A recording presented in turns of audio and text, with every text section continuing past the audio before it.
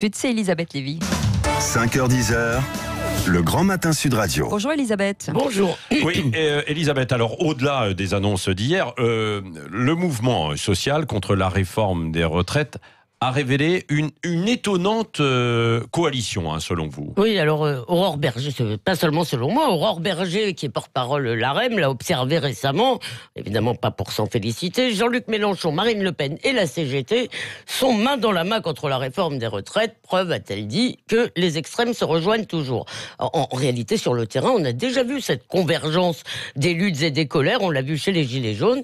Et début novembre, il y a eu un sondage IFOP-JDD de notre ami Frédéric Dabi qui a provoqué un petit choc dans le Landerneau. Eh bien, en cas de deuxième tour, Macron-Le Pen, l'écart s'est beaucoup resserré puisqu'il est passé de 66% en 2017, le score de l'élection, Oui. à 55-45. 55% pour Macron, 45% pour Le Pen. Donc, il se resserre.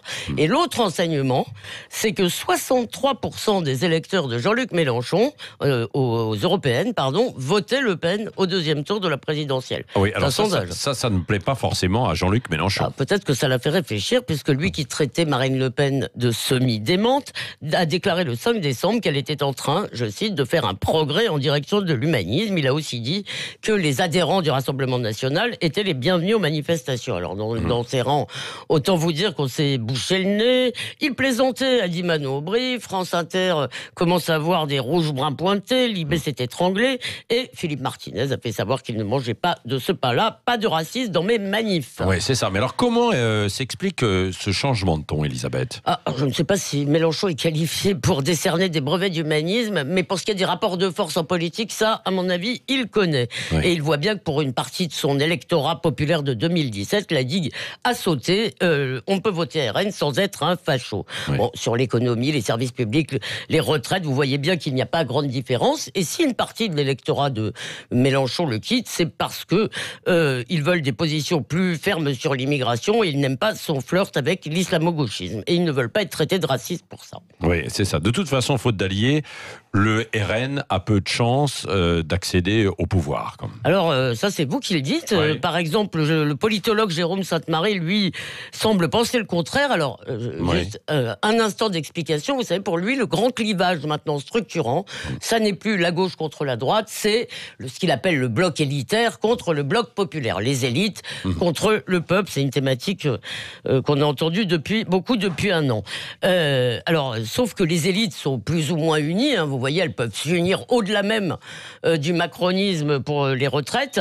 En revanche, le bloc populaire, ce que Macron appelle populisme, bien sûr, il est plutôt divisé. Et ça permet évidemment à Macron et aux élites en général de gouverner en étant minoritaire. Donc, quelle est la question ? Eh bien, la question, c'est qui va pouvoir réconcilier ou réunifier ce bloc populaire qui n'est pas un bloc, autrement dit, qui de Mélenchon ou de Marine Le Pen va plumer l'autre. Alors, Sainte-Marie, il donne une interview à la revue Léman, il pense que ce sera elle. Mais ce qui est sûr, c'est que, ça je ne sais pas si c'est vrai, je ne sais pas du tout un pronostic, mais ce qui est sûr, c'est qu'on ne peut plus faire chanter les électeurs en leur disant, si tu votes mal, le méchant Le Pen viendra, et donc, ça veut dire quoi ? Ça veut dire qu'il va falloir affronter le Rassemblement national à la loyale. Merci. Le regard libre, comme chaque matin, d'Elisabeth Lévy. Vous revenez, Elisabeth, pour le petit déjeuner de l'actualité, tout à l'heure avec Françoise Degois, Christophe Bordet, à 9h moins le quart. Et toutes vos questions, toutes vos interrogations, évidemment, vos interpellations. Si vous voulez interpeller Elisabeth Lévy sur ce qu'elle vient de dire, évidemment, vous appelez